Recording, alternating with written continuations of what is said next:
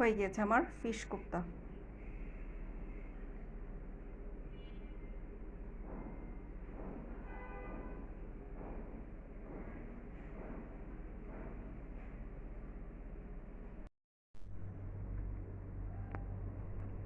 বিসমিল্লাহির রহমানির রহিম। আসসালামু আলাইকুম। মাছের কোপ্তা করব। তো আমি কোপ্তাগুলো আগে বানিয়ে রেখেছিলাম ডিপে, বের করেছি, এখন ভেজে নিব।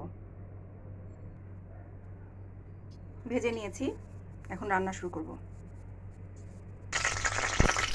তেজপাতা, দারচিনি আর এলাচ দিয়ে দিয়েছি। এখন পেঁয়াজ দিয়ে দিব।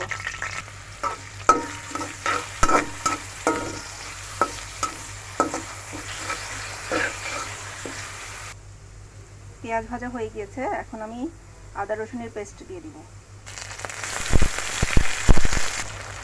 দিয়ে দিয়েছি মরিচের গুঁড়া আর ধনিয়ার গুঁড়া। এখানে আমি হলুদের গুঁড়া ইউজ করব না।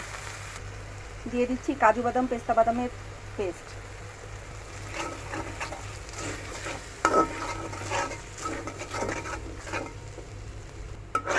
দিয়ে দিয়েছি টমেটো। ভালো করে এটাকে মিক্স করে নেব। দিয়ে দিব টক দই। হ্যাঁ, দইটাকে আমি ফেটে রেখেছি। দিয়ে দিব স্বাদ মতো লবণ। সবগুলো উপকরণ এখন ভালো করে কষিয়ে নেব। এই পর্যায়ে কোপ্তাগুলো ঢেলে দিব। মশলার সাথে ভালো করে মাখিয়ে নেব।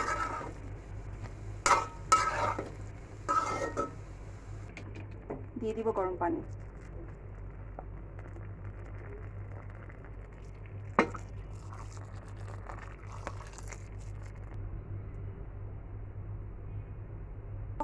দিয়ে দিব কাঁচামরিচ।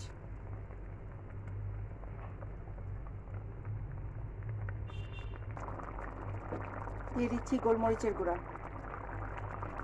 গরম মশলার গুঁড়া, ভাজা জিরার গুঁড়া।